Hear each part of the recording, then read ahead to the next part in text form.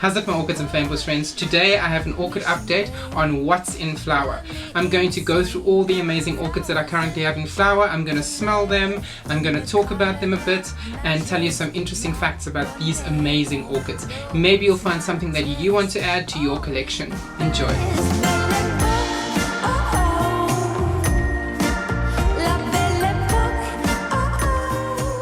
So the first one we have is the Harryella retrocala, which is back in bloom, and she has two amazing flowers at the moment. She's very floriferous. As you can see, there are 3 flower spikes on her at the moment. Each come out with about a single bloom on each flower spike, but once the first flower spikes have gone, she will usually put out more. So she continues to flower from summer through autumn.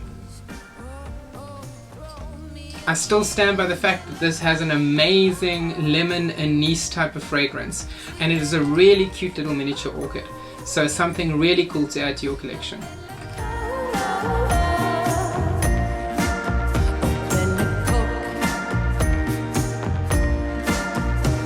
Next, I want to focus on this amazing little contraption over here. So this is the terrarium that I put the Masdevallia nidifica in. So this orchid update has been a little bit postponed because I've been waiting for these to be in bloom so that I could actually show them to you. Look at this little thing over here. Wow, these flowers are amazing. They're epic. The important one with this, if you want to get them to flower and be able to see these amazing blooms, they need to have quite high humidity. Otherwise, I've seen in the past with Masdevallias, they just shrivel up if the air is too dry for them.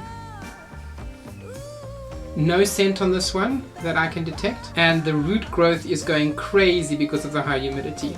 She's been doing absolutely well in this container. Definitely a recommended method if you want to maintain Masdevallias. So that is the beautiful Masdevallia nidifica red.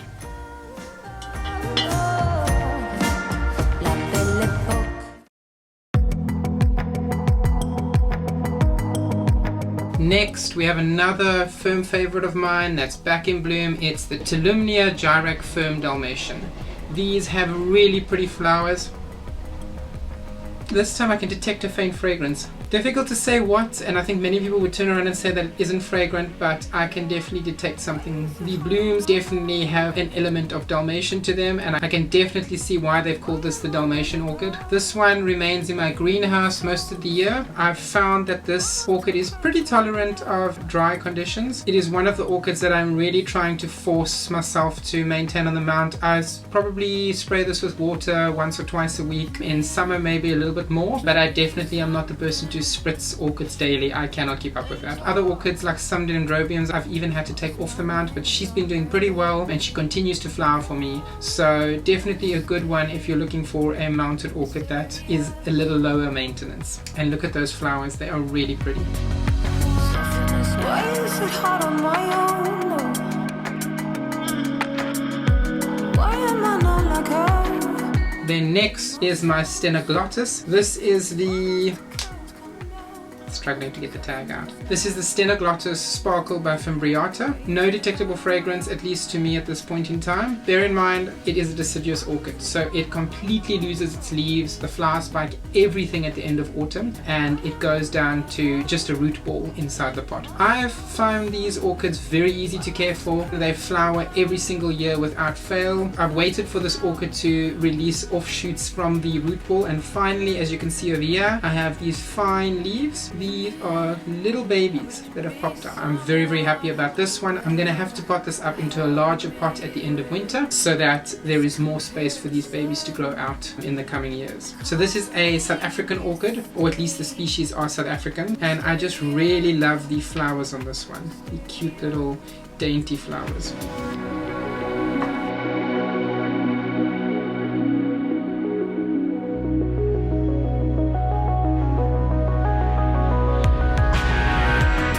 Next we have the beautiful Phalaenopsis pulchra.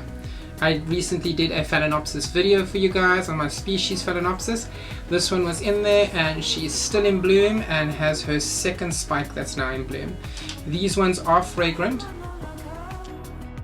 I think I might have said in the Phalaenopsis video that I didn't detect a fragrance. Right now I'm also struggling to detect a fragrance, but I know I've walked into the greenhouse quite a few times when the sun is nice and bright, and they do actually emit a fragrance. I think it's something floral, so along the lines of rose or something like that. As you can see here, we have amazing root growth on this one as well. So she's doing absolutely amazing. Please go and check out my Phalaenopsis species video if you would like to know more about this beautiful baby.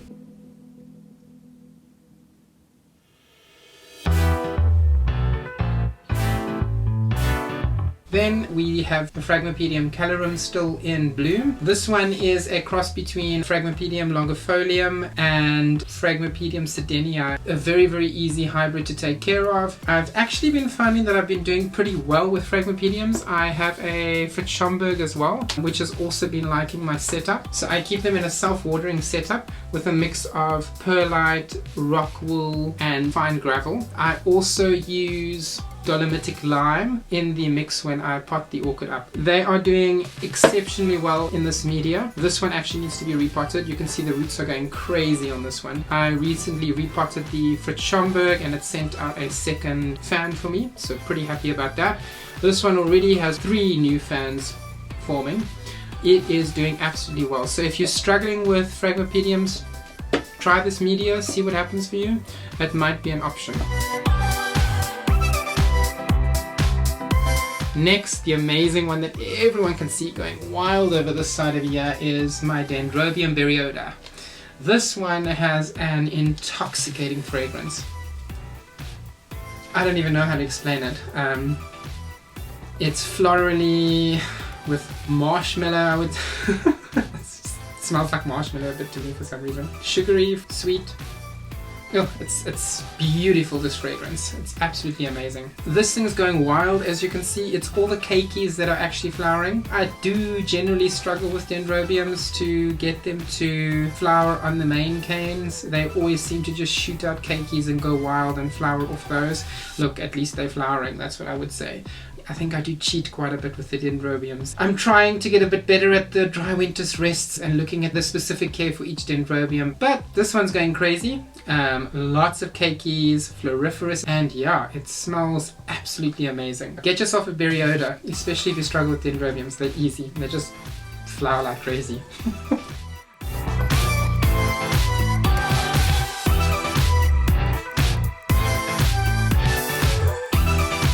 Then this beautiful specimen over here. So this is probably my first real specimen orchid, I would say. This one is a humongous baby. Oh, not a baby. Kind of want to say a humongous tummy. But anyways. So this is the Britonia Mardi Gras, which is a cross between Racia brachiata and Miltonia bluntii. Let's turn this around. Fragrance on this one also very interesting. Okay, everyone has their unique way of describing fragrances, but to me, this one smells like plaster of Paris. I just remember when I used to do crafts back in the day and there was this like kids plaster of Paris that we used to get. It's got that spicy smell that you kind of get from that. It's really weird, but that's exactly how it smells for me. Almost identical. I actually like the smell. It's not a bad one. It's like a spicy, earthy, sandy smell. I think some would describe it as, yeah, peppery. Really, really enjoying this one. And again, as you can see, a complete specimen here we have. I think last time I said I wasn't going to count this, but I'll do it for you guys now. Count this quickly. I think I count about 34 or 35 pseudobulbs. And I would say about 8 brand new pseudobulbs. So she's big. Only one flower spike on it this year. About 2 years ago, this one had a full flush of about 5 pseudobulbs in spike, and I think some of them had 2 spikes. So I'm not surprised that she only has the one at the moment. Also, she's adapting to her new environment, and I repotted her into this huge tin. So I'm not surprised we only have the one at the moment. I can't wait to see what she's going to do in the next year or so. This orchid is in the more shadier area of the greenhouse. In the old place, I had it on the windowsill in very, very bright light. So if it doesn't give me a full flush of flowers next year with all these new pseudobulbs, then she needs to move to a brighter area. Definitely an orchid that I can recommend if you want to try out Miltonias or Brassias.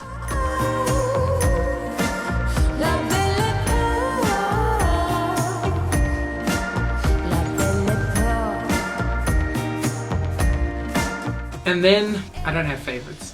We lie, we all have favorites. But this one I really do love. This is Cattlianthe Ducat Ruby. I've had a Ducat Ruby before. I think that one was orange, but this is the deep red form. This one has no detectable fragrance, but the colors on these flowers are epic. And again, another floriferous one. I mean, this one bloomed for me last year, I think around about the same time. And I have 3 new pseudobulbs. Each of them are flowering. This one also remains in my greenhouse. Pretty bright light conditions. I can't wait till all of these open.